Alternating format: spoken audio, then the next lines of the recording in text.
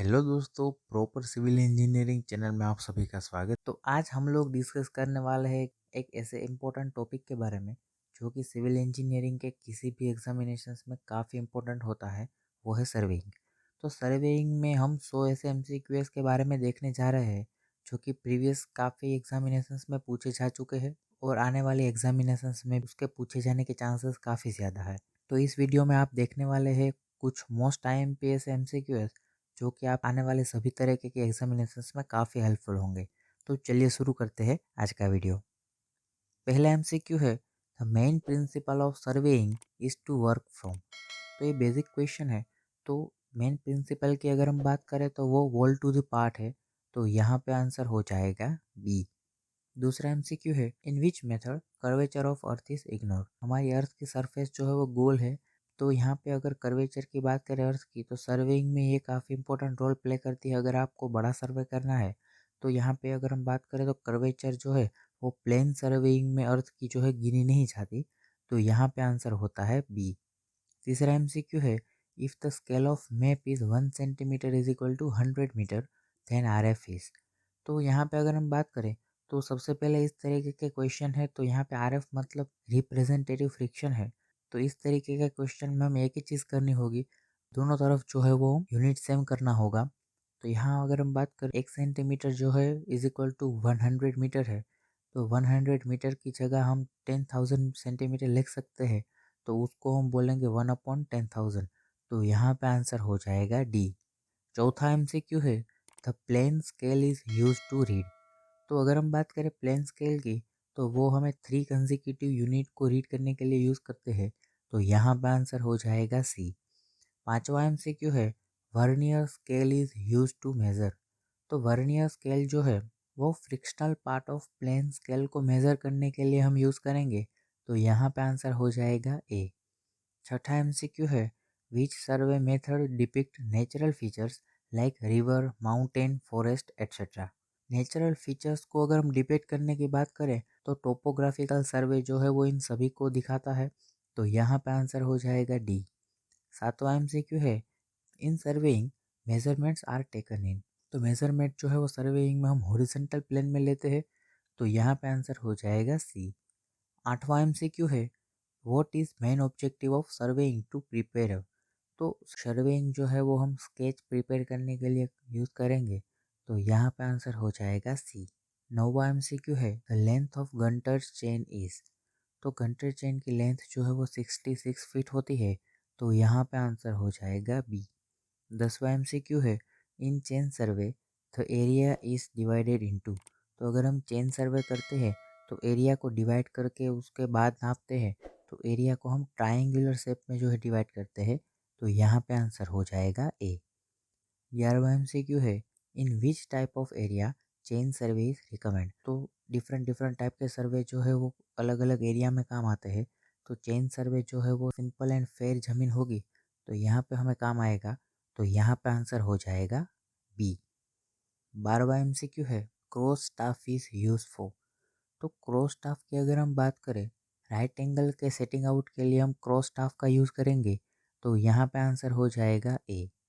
13वां MCQ है, the correction for सेग is always. काफ़ी important question है, कई तरह के गवर्नमेंट और प्राइवेट एग्जामिनेशंस में ये पूछा गया है। तो वो ऑलवेज एडिक्टिव होगा। तो यहाँ पे आंसर हो जाएगा ए। 14वां एमसीक्यू है, levelling deal with measurement in. लेवलिंग जो है वो वर्टिकल प्लेन में काम करती है। तो यहाँ पे आंसर हो जाएगा ए। 15वां एमसीक्यू है, the datum adapted in India is the minimum sea level at. तो वो जो है वो इंडिया के लिए चेन्नई के सी लेवल को जो है नापते हैं। तो यहाँ पे आंसर हो जाएगा डी। 16वां एमसीक्यू है, 20 metre chain is divided into.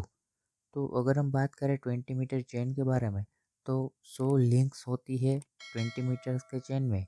तो यहाँ पे ऑप्शन सी जो है वो करेक्ट हो जाएगा। 17वां एमसीक्यू है, in an optical square the mirrors are fixed at an angle of. तो ऑप्टिकल स्क्वायर जो है वो एक इंस्ट्रूमेंट है, उसमें हम मिरर जो है वो 45 डिग्री पर सेट करते हैं। तो यहाँ पे आंसर हो जाएगा बी। 18वां एमसीक्यू है, which one is use for the measurement of baseline. Baseline के मेजरमेंट के लिए हम इनवर्ट टेप का यूज़ करेंगे। तो यहाँ पे आंसर हो जाएगा डी। तो इमेज में आप देख सकते हैं इस तरीके की टेप होती है, उसको हम बोलेंगे इन्वर्ट टेप, और नीचे उसका जो है प्रोपोर्शन दिया गया है।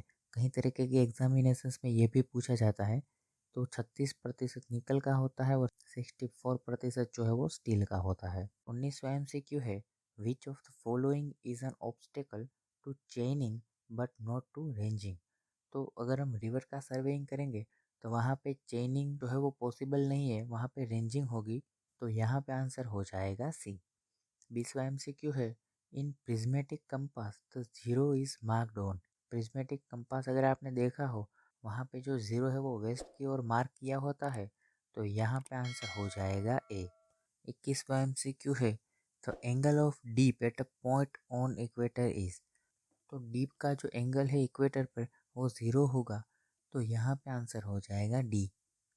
22वां MCQ है, a line joining points of zero declination is called angle of dip at a point on equator is। तो उसको हम बोलेंगे एगोनिक लाइन। यहाँ पे आंसर हो जाएगा सी। 23वां MCQ है, if the fore bearing is zero then what is the back bearing. तो फोर बेरिंग और बैक बेरिंग जो है वो एक दूसरे के ऑपोजिट होते हैं। तो यहाँ पे आंसर हो जाएगा डी, 180 डिग्री। क्योंकि ऑपोजिट का मतलब ये है कि अगर फोर बेरिंग का रीडिंग हमने 0 डिग्री पर लिया है तो बैक बेरिंग जो है उसका उल्टा 180 डिग्री पर लेंगे। 24वां MCQ है, the sum of interior angle of close tower is. तो इंटीरियर एंगल की अगर हम बात करें क्लोज टावर के केस में तो वो हो जाएगा 2n-4 into 90 degree, option A. 25वां MCQ है, the staff reading taken on a point whose elevation is known as is called। तो उसको हम बोलेंगे बैक साइड। तो यहाँ पे आंसर हो जाएगा ए। 26वां MCQ है, full form of BM in serving. तो यहाँ पे अगर हम देखें तो उसको हम बोलेंगे बेंचमार्क। तो यहाँ पे आंसर हो जाएगा डी। 27वां MCQ है, the line joining of point of equal elevation on the surface of the earth is known as. तो ये कंटूर लाइन की डेफिनेशन है। तो यहाँ पे आंसर हो जाएगा डी।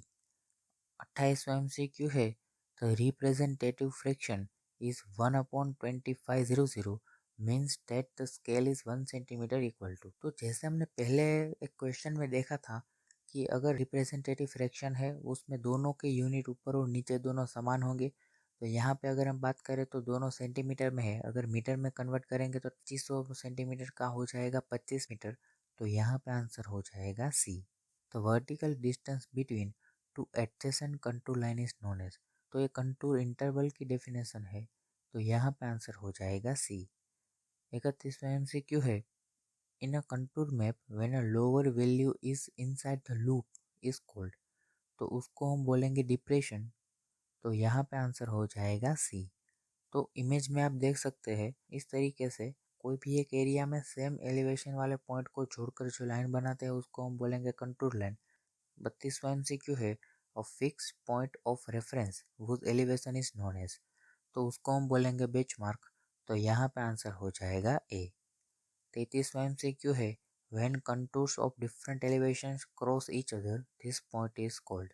तो उसको हम बोलेंगे ओवरहैंगिंग क्लिफ। तो यहाँ पे आंसर हो जाएगा बी।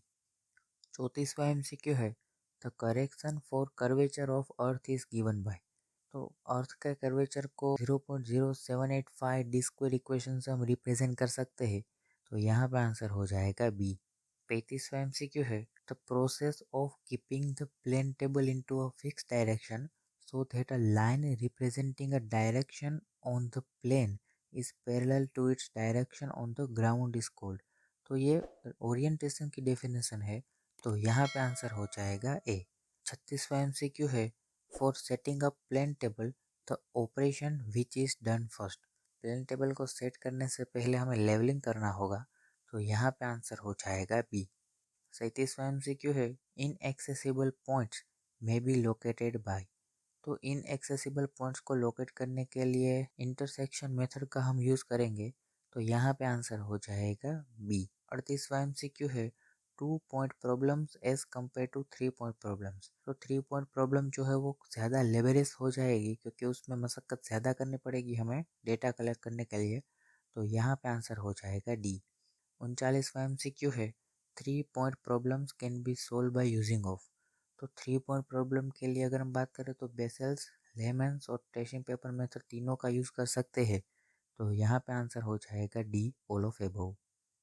40वां MCQ है, to do centering in plane table survey which of the following is useful. तो अगर हम बात करें तो प्लम बॉक्स जो है वो काफ़ी इंपॉर्टेंट रोल प्ले करता है सेंटरिंग के केस में। तो यहाँ पे आंसर हो जाएगा बी। 41वां MCQ है, which method is most prefer for orientation of plane table. तो बैक साइड मेथड के जरिए हम ज़्यादा एक्यूरेटली प्लेन टेबल को ओरिएंट कर पाएंगे। तो यहाँ पे आंसर हो जाएगा ए। 42वां MCQ है, the process of determining the location of instrument station by drawing resector from the locations of the known station is called. तो उसको हम बोलेंगे रिसेक्शन। तो यहाँ पे आंसर हो जाएगा बी। 43वां MCQ है, 100 metre tape is held 1 metre out of line, the true length is. तो यहाँ पे एक्चुअली ये बताया गया है कि कोई 100 मीटर की टेप जो है वो 1 मीटर ज़्यादा या फिर 1 मीटर कम जो है वो रिजल्ट दे रही है। तो यहाँ पे अगर हम बात करें, आपको एग्जाम्पल नीचे दिखाई दे रहा है, उस तरीके से आप उसको सोल्व कर पाएंगे। तो अगर हम बात करें तो यहाँ पे पाइथागोरस के रूल्स का यूज़ करेंगे हम। 1 metre square plus X metre square is equal to 100 metre square के हिसाब से अगर आप देखेंगे तो एक्स की वैल्यू जो है 99.9950 हो जाएगी। तो यहाँ पे आंसर हो जाएगा सी। 44वां MCQ है, turning the telescope in vertical plane about the horizontal axis is called. उसको हम बोलेंगे ट्रांजिशन या फिर प्लंजिंग। तो यहाँ पे ऑप्शन डी करेक्ट हो जाएगा। 45वां MCQ है, the upper plate of theodolite is fixed to. तो अपर प्लेट जो है इनर स्पिंडल से जुड़ी हुई होती है। तो यहाँ पे आंसर हो जाएगा बी। 46वां MCQ है, the direction closing error is given by. तो ये काफ़ी इंपॉर्टेंट क्वेश्चन है। तो डायरेक्शन क्लोजिंग एरर जो है वो tan theta is equal to sigma D upon sigma L. तो यहाँ पे आंसर हो जाएगा ए। 47वां MCQ है, while taking a back side the screw used is. जब हम बैक साइड के डेटा ले रहे होंगे, लोअर क्लैंप स्क्रू का यूज़ करेंगे। तो यहाँ पे आंसर हो जाएगा ए। 48वां MCQ है, थियोडोलाइट कैन मेजर। तो थियोडोलाइट जो है वो ऊपर दिए गए different level, bearing of line और अजीमुथ एंगल तीनों नाप सकता है। तो यहाँ पे आंसर हो जाएगा डी। 49वां MCQ है, combined correction for earth curvature and refraction in linear measurement is given by.